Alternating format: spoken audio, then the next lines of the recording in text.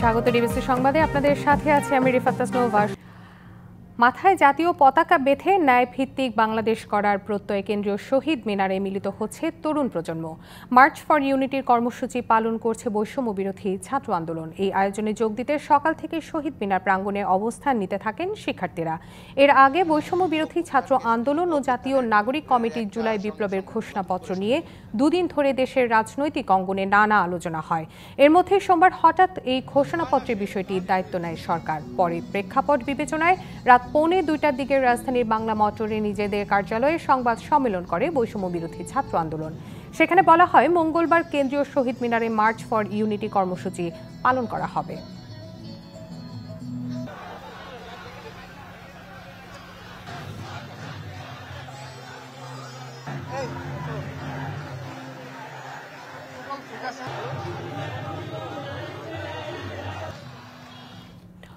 বৈষম্য বিরোধী ছাত্র আন্দোলনের মার্চ ফর ইউনিটি কর্মসূচির বিস্তারিত জানতে কেন্দ্রীয় শহীদ মিনার থেকে যোগ হচ্ছেন সহকর্মী দাউদ খান এবং ইকবাল অনিক। শুরুতেই আমি একটু দাউদের কাছে চলে যাব। দাউদ, ঘণ্টা খানিক পরেই তো মার্চ ফর ইউনিটি কর্মসূচি শুরু হতে যাচ্ছে। এরই মধ্যে কেন্দ্রীয় শহীদ মিনারে অনেকে জড়ো হয়েছে আমরা জেনেছি। এই কর্মসূচিতে আসলে এই মুহূর্তে তাদের উপস্থিতি আপনি কেমন দেখছেন এবং কর্মসূচি নিয়ে তাদের ভাবনা কি, এ বিষয়ে একটু আমাদেরকে জানাবেন।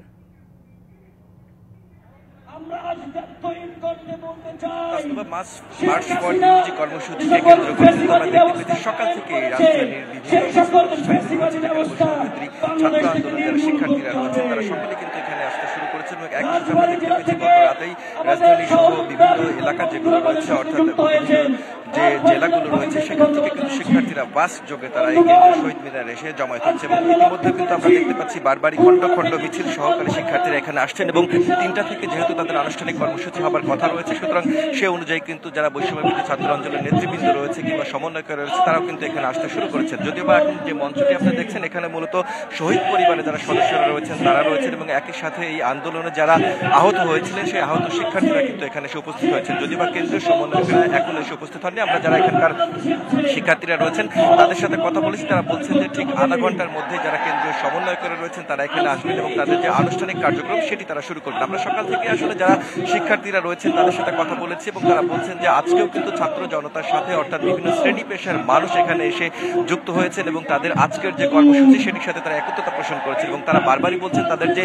জুলাইয়ের ঘোষণাপত্রটি দেবার কথা ছিল যেটি আসলে রাষ্ট্রীয়ভাবে দেওয়া হচ্ছে সেটিকে তারা প্রাথমিক বিজয় হিসেবে মনে করছেন এবং তারা বারবারই বলছেন যে এই যে শহীদ মিনারটি রয়েছেন এই শহীদ মিনারে 3রা আগস্ট কিন্তু তারা সমবেত হয়েছিলেন যেখানে শিক্ষার্থীদের আন্দোলনের সাথে সমর্থন জানিয়ে জনতাও কিন্তু একত্রিত হয়েছিল এবং বিভিন্ন শ্রেণী পেশার মানুষও কিন্তু সেদিন একত্রিত হয়েছিলেন, যে কারণে কিন্তু সরকার পতনের যে এক দফা অর্থাৎ চূড়ান্ত যে আন্দোলন সেটি কিন্তু এখান থেকে শুরু হয়েছিল এবং তারা বারবারই বলছেন আজকের এই গণজামায়াতের মধ্যে দিয়ে তাদের আবারও অর্থাৎ জুলাই বিপ্লবের যে স্পিরিট তাদের যে ঘোষণাপত্রটি রয়েছে সেটিও আসলে সাধারণ মানুষের কাছে পরিষ্কার করবেন এবং একই সাথে তারা বলছেন তাদের যে ঘোষণাপত্রটি রয়েছে সেই ঘোষণাপত্রে তাদের যে উদ্দেশ্যগুলো রয়েছে সেগুলো আসলে সংবিধানে লিপিবদ্ধ করতে হবে এবং সেই লিপিবদ্ধটি আসলে যারা সাধারণ মানুষ রয়েছেন এবং যে রাজনৈতিক দলগুলো রয়েছে সকলের ঐক্যমতের ভিত্তিতে আসলে একটি বৈষম্য বিরোধী বাংলাদেশ তারা বিনির্মাণ করবেন এবং একই সাথে যারা এখানে যুদ্ধাহত রয়েছেন অর্থাৎ যারা আহত হয়েছিলেন সেই গণঅভ্যুত্থানের সময় এবং যারা শহীদ পরিবারের যারা সদস্যরা রয়েছেন তাদের অনেকে কিন্তু বারবারই বলছেন যে এই ঘটনাতে যারা নির্দেশ দিয়েছিলেন অর্থাৎ গণহত্যায় যারা নির্দেশ দিয়েছিলেন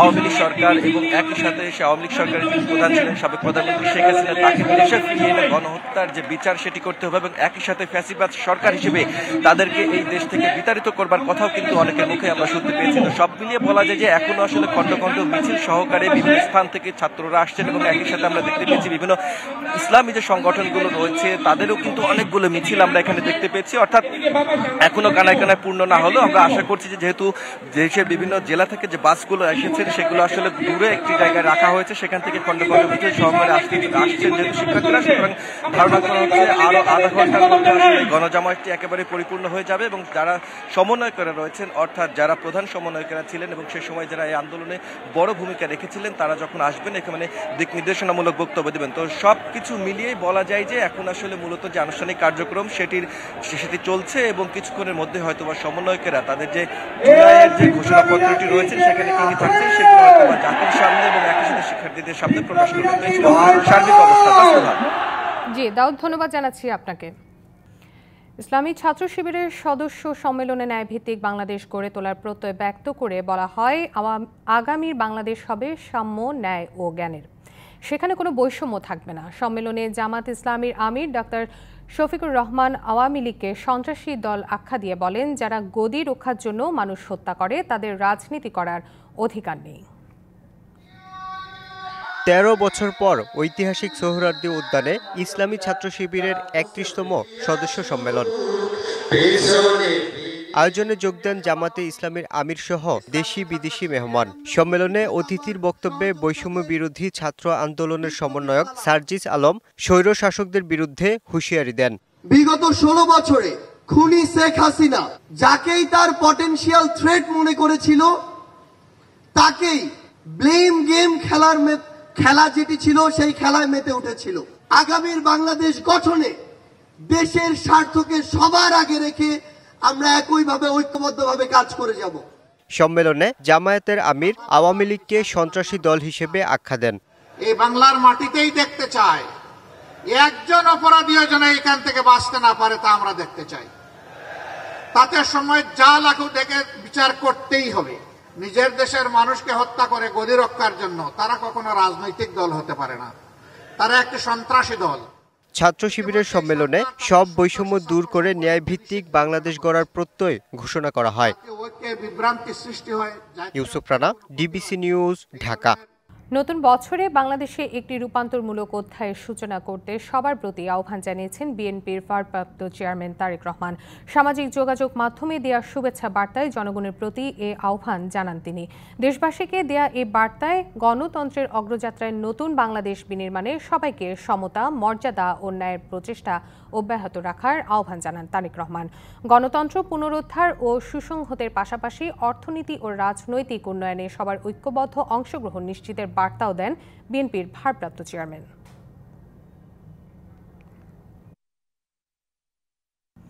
31st নাইটে ঢাকায় আতশবাজি ও ফানুস ওড়ানোর বিষয়ে কঠোর অবস্থানে পুলিশ ও পরিবেশ মন্ত্রণালয়। আইন অমান্য করলে জেল জরিমানার কথা বলছে ডিএমপি। অন্যদিকে পরিবেশ উপদেষ্টা এসব নিরুৎসাহিত করতে সন্ধ্যার পর থেকে ভ্রাম্যমাণ আদালত চলবে বলে হুঁশিয়ারি দেন। সকালে আলাদা দুটি অনুষ্ঠানে এমন বিধি নিষেধের কথা জানান তারা। এবার ভিন্ন প্রেক্ষাপটে 2025 সাল বরণ করা হচ্ছে। 31st নাইট ও বর্ষবরণ উদযাপন উপলক্ষে বিশেষ নিরাপত্তা ব্যবস্থা নিয়েছে ঢাকা মেট্রোপলিটন পুলিশ। মঙ্গলবার সকালে ডিএমপির মিডিয়া সেন্টারে সংবাদ সম্মেলনে 11 দফা নির্দেশনা জানায় ডিএমপি। আসে নতুন কিছু বিধিনিষেধও। ঢাকা মহানগর এলাকায় যে কোনো ধরনের আতশবাজি, পটকা ফোটানো ও ফানুস উড়ানো নিষিদ্ধের কথা জানায় ডিএমপি। বিগত দিনসমূহের অভিজ্ঞতায় আতশবাজি ফুটে খুবই উচ্চ বেপরোয়াভাবে, তারপর পটকা ফুটে উচ্চ স্বরে বিভিন্ন সাউন্ড যেগুলো সৃষ্টি করে থাকে শব্দ উৎপাদনকারী যন্ত্র থেকে সামাজিক সাংস্কৃতিক কর্মকাণ্ডে হয়ে থাকে এগুলো। তো এই বিষয়গুলোকে আমরা যথাযথভাবে নিয়ন্ত্রণ করব। ডিএমপি জানায় 31শে ডিসেম্বর সন্ধ্যা থেকে পরের দিন সকাল 8টা পর্যন্ত ঢাকা মহানগরীর সব বার বন্ধ থাকবে। অভিজাত এলাকায় বিশেষ চেকপোস্ট বসানোর পাশাপাশি সীমিত থাকবে জনসাধারণের চলাচল। আরো 3000 ফোর্স আজকের জন্য আমরা ডিপ্লয় করেছি। এর সাথে পরিবেশ অধিদপ্তরের ম্যাজিস্ট্রেটরা থাকবে। যদি কোনো ওই যে কোর্ট করে বা ইয়া করে, আমাদের ওই অ্যাভেলেবেল যে পুলিশ থাকবে তারা তাদেরকে সহায়তা করবে। ঢাকা বিশ্ববিদ্যালয় এলাকায় রাত 8টার পর বহিরাগতদের প্রবেশ নিষিদ্ধ করা হয়েছে। 21 পয়েন্টে থাকবে চেকপোস্ট। এই শব্দের সৃষ্টি করে একটা বিভীষিকাময় আবহাওয়ার সৃষ্টি করেন। এই সকল কর্মকাণ্ড থেকে রক্ষা পাওয়ার জন্য পুলিশ বা পরিবেশ মন্ত্রণালয় যথেষ্ট নয়, সারা শহরে নয়, আপনি একটি নির্দিষ্ট স্থানে এই কাজটি করবেন। এদিকে আলাদা এক অনুষ্ঠানে ইংরেজি নববর্ষ উপলক্ষে 31st উদযাপনে সরকারের কয়েকটি সিদ্ধান্তের কথা জানান পানি সম্পদ ও পরিবেশ, বন ও জলবায়ু পরিবর্তন মন্ত্রণালয়ের উপদেষ্টা। আজকে সন্ধ্যার পর থেকে পরিবেশ অধিদপ্তর তার মোবাইল কোর্ট পরিচালনা করবে। আমাদেরকে এই সমস্যার একটা দীর্ঘস্থায়ী সমাধান আসলে খুঁজতে হবে, সেটা আমরা খুঁজব। রাজধানীতে অপর এক আলোচনা সভায় প্রকৃতিতে স্বাভাবিকতা বজায় রাখতে পরিবেশ দূষণ থেকে বিরত থাকার আহ্বান জানান ঢাকা বিশ্ববিদ্যালয়ের উপাচার্য অধ্যাপক doctor Niaz Ahmed Khan. Farhana Juthi, DBC news, Dhaka. চট্টগ্রামে 31st নাইট উপলক্ষে আইনশৃঙ্খলা পরিস্থিতি স্বাভাবিক রাখতে পর্যাপ্ত নিরাপত্তা ব্যবস্থা নিয়েছে চট্টগ্রাম মেট্রোপলিটন পুলিশ। এ উপলক্ষে সিএমপির পক্ষ থেকে দেওয়া হয়েছে 13টি নির্দেশনা। আজ সন্ধ্যা 6টা থেকে পরদিন সকাল 10টা পর্যন্ত পতেঙ্গা, পার্কি, সমুদ্র সৈকত এলাকায় কাউকে অবস্থান করতে নিষেধ করা হয়েছে। এছাড়া রাস্তা, ফ্লাইওভার, টানেল, ভবনের ছাদে বা প্রকাশ্য স্থানে কোনো ধরনের জমায়েত, উৎসব ও আতশবাজি বা পটকা না ফোটানোর এবং ফানুস না ওড়ানোর অনুরোধ করা হয়েছে সিএমপির পক্ষ থেকে। মহানগরীর বিভিন্ন স্থানে চেকপোস্ট স্থাপন, গির্জা, হোটেল, ক্লাব, বিনোদন কেন্দ্রে পুলিশ মোতায়েন, টহল জোরদার, ট্রাফিক পুলিশের বিশেষ ব্যবস্থা এবং সাদা পোশাকে গোয়েন্দা নজরদারি বাড়ানো হয়েছে।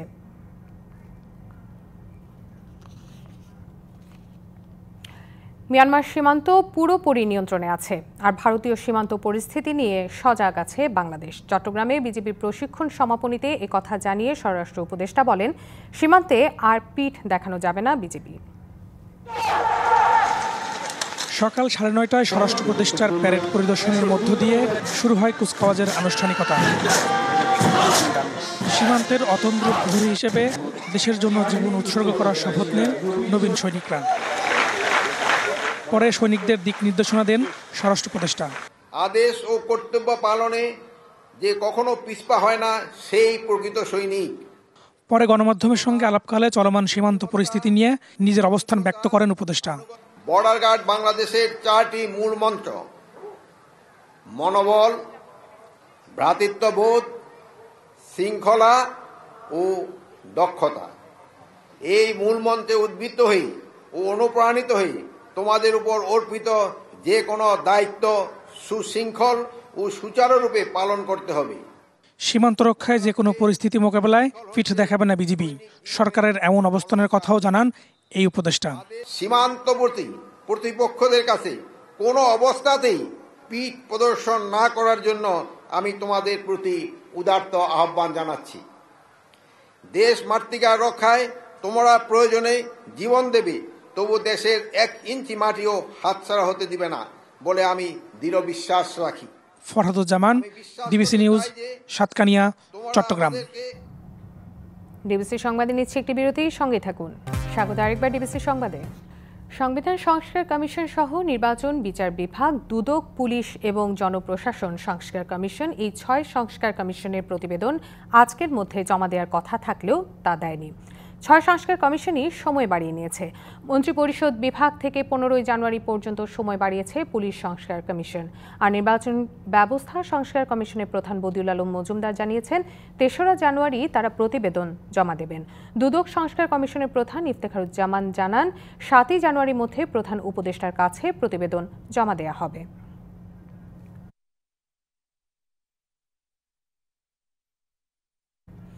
নির্বাচন কমিশন থেকে এখনো পর্যন্ত নির্বাচনের সময় ঠিক করা হয়নি, তবে বিভিন্ন সংস্কার কমিশনের রিপোর্ট হাতে পেলেই ধারণা করা যাবে নির্বাচন কবে হবে। দুপুরে ভোটার তালিকা হালনাগাদের কাজ শুরুর প্রস্তুতি এবং কুমিল্লা জেলা ও আঞ্চলিক নির্বাচন কর্মকর্তাদের সঙ্গে মতবিনিময় সভায় এসব কথা বলেন প্রধান নির্বাচন কমিশনার এএমএম নাসির উদ্দিন। বলেন, অবাধ, সুষ্ঠু, নিরপেক্ষ এবং গ্রহণযোগ্য জাতীয় নির্বাচন করতে কমিশন বদ্ধপরিকর। জনগণের ভোটাধিকার নিশ্চিতে কাজ চালিয়ে যাচ্ছে কমিশন। স্থানীয় সরকার নয়, জাতীয় নির্বাচনকে সামনে রেখে নির্বাচন কমিশন কাজ করছে বলেও জানান তিনি। মাননীয় প্রধান উপদেষ্টা যে ইঙ্গিত দিয়েছেন ওনার 16 তারিখের বক্তৃতায়, সেটার আলোকেই প্রস্তুতি নিচ্ছি। সংস্কার কমিশনের রিপোর্টগুলো পেলে হয়তো একটা আন্দাজ করা যাবে যে কবে নাগাদ ইলেকশন হতে পারে। আমরা একটা সুষ্ঠু, সুন্দর, গ্রহণযোগ্য নির্বাচন দিতে জাতির কাছে প্রতিশ্রুতিবদ্ধ। প্রতিশ্রুতি বাস্তবায়নের জন্য 16 আনা আমাদের চেষ্টা অব্যাহত রাখবো, সবার সহযোগিতা নিয়ে। সদ্য প্রয়াত ভারতের সাবেক প্রধানমন্ত্রী ডক্টর মনমোহন সিং ও যুক্তরাষ্ট্রের প্রেসিডেন্ট জিমি কার্টারের প্রতি শ্রদ্ধা জানিয়েছেন প্রধান উপদেষ্টা অধ্যাপক ডক্টর মোহাম্মদ ইউনূস। সকালে ঢাকা ভারতীয় হাইকমিশনে গিয়ে প্রয়াত প্রধানমন্ত্রীর প্রতিকৃতিতে শ্রদ্ধা জানান তিনি। পরে হাইকমিশনের শোক বইতে শোক বার্তা লিখেন ডক্টর ইউনূস। তিনি হাইকমিশনারের সঙ্গে সংক্ষিপ্ত আলাপে তার দীর্ঘদিনের বন্ধু মনমোহন সিংয়ের স্মৃতিচারণ করেন। এদিকে নোবেল বিজয়ী যুক্তরাষ্ট্রের সাবেক প্রেসিডেন্ট জিমি কার্টারের প্রতি শ্রদ্ধা জানিয়ে প্রধান উপদেষ্টা ডক্টর মোহাম্মদ ইউনূস বলেন, তিনি ছিলেন মানবাধিকার, গণতন্ত্র ও শান্তির বিশ্ব চ্যাম্পিয়ন। রাজধানী বারিধারায় মার্কিন দূতাবাসে জিমি কার্টারের প্রতিকৃতিতে শ্রদ্ধা জানানোর পর শোক বইয়ে শোক বার্তা লিখেন প্রধান উপদেষ্টা। এবারে জানাবো বাণিজ্য সংবাদ। ইসলামী ব্যাংকের গুরুত্বপূর্ণ পদে এখনও বহাল তবিয়তে আছেন এস আলমের অপকর্মের সুবিধাভোগীরা। বিতর্কিত ওই ব্যবসায়ী গ্রুপের তদন্ত প্রক্রিয়ায় বাধা দেওয়ার অভিযোগ উঠেছে তাদেরই নিয়োগ দেওয়া ব্যবস্থাপনা পরিচালক মনিরুল মাওলার বিরুদ্ধে।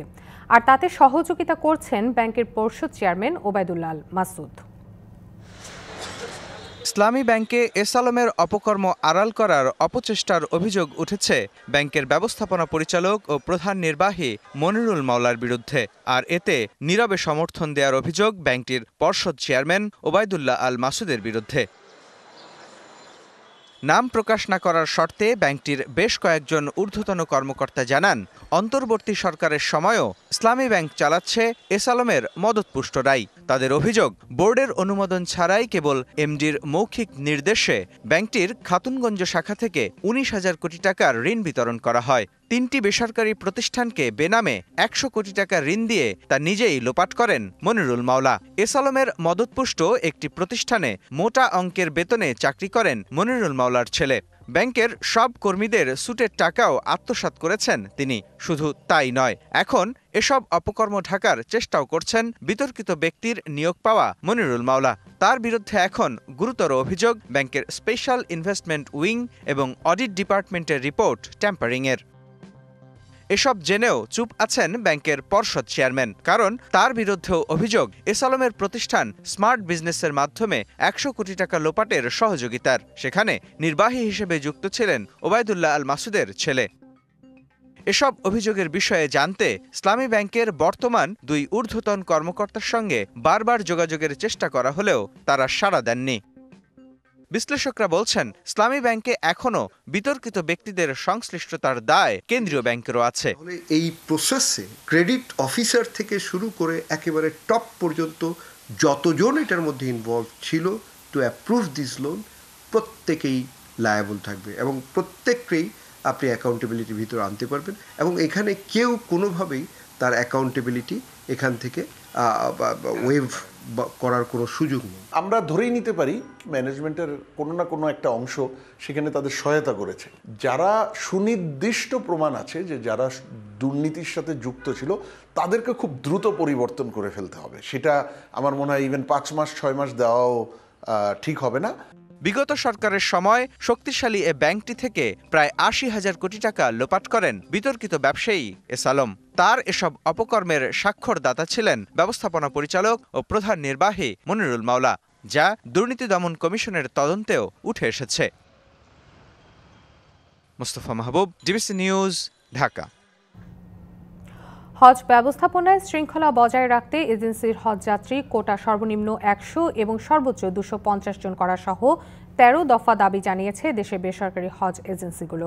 ঢাকা রিপোর্টার্স ইউনিটি সাগররুনি মিলনায়তনে হজ 2025 সুষ্ঠু ব্যবস্থাপনার লক্ষ্যে আয়োজিত সংবাদ সম্মেলনে তারা এসব দাবি জানায়। সংবাদ সম্মেলনে 2025 সালের হজ যাত্রায় যাত্রীদের ভোগান্তি দূর করতে এজেন্সিগুলোর স্বাচ্ছন্দ্যের কথা তুলে ধরেন হাব সম্মিলিত পরিষদের আহ্বায়ক সৈয়দ গোলাম সরওয়ার। বলেন, বর্তমানে হজ এজেন্সি প্রতি 500 হজযাত্রীর কোটা নির্ধারণ করা হয়েছে, এতে হজযাত্রীদের সেবা বিঘ্নিত হচ্ছে, তাই কোটা পুনর্নির্ধারণের দাবি জানান তিনি। সুষ্ঠু হজ ব্যবস্থাপনার জন্য আমাদের 250 কোটার উপরে হলে আমাদের হজ ব্যবস্থাপনা সুষ্ঠু হবে না এবং আমরা ক্ষতিগ্রস্ত হবে এবং আল্লাহর মেহমানরা ভালোভাবে ওরা সার্ভিস পাবে না।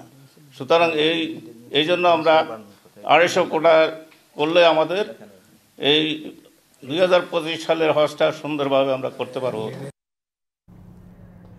আগামীকাল পর্দা উঠতে যাচ্ছে ঢাকা আন্তর্জাতিক বাণিজ্য মেলার। বর্ণিল সাজে সাজানো হয়েছে মেলা প্রাঙ্গণ। স্টল ও প্যাভিলিয়নগুলোতে চলছে শেষ সময় প্রস্তুতি। সবকিছু ঠিক থাকলে রূপগঞ্জের বাংলাদেশ চায়না ফ্রেন্ডশিপ এক্সিবিশন সেন্টারে 29তম এবারের আসরের উদ্বোধন করবেন প্রধান উপদেষ্টা ডক্টর ইউনূস। মেলায় যে কোনো অপ্রীতিকর পরিস্থিতি এড়াতে প্রস্তুত রাখা হয়েছে 7 শতাধিক পুলিশ। কাজ করবেন ভ্রাম্যমাণ আদালতের একাধিক টিম ও স্বেচ্ছাসেবক দল। এবছর মেলার প্রবেশদ্বার 36 জুলাইয়ের স্মৃতির আদলে তৈরি করা হয়েছে। আর বিভিন্ন ক্যাটাগরিতে স্টল থাকছে 362টি।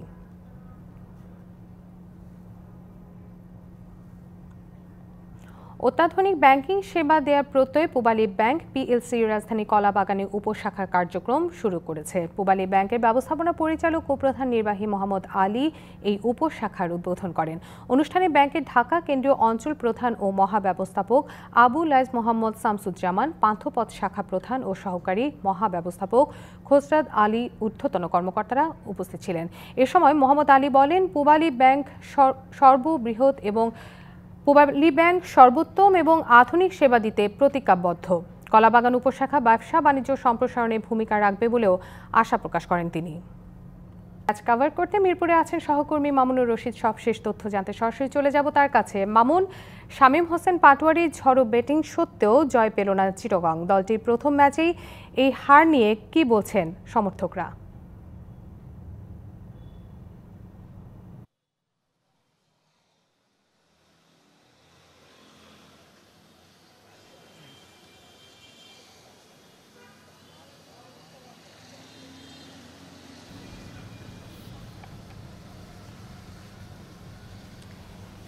আমরা আসলে দর্শকদের কাছে জানতে চেয়েছিলাম যে চিটাগং কিংসটাকে তারা কিভাবে দেখছে, যে বিদেশি রিক্রুটের কথা বলেন, দেশি রিক্রুটের কথা বলেন, সবকিছু মিলে দর্শকরা কিন্তু আসলে সন্তুষ্ট নয় দলটার উপর।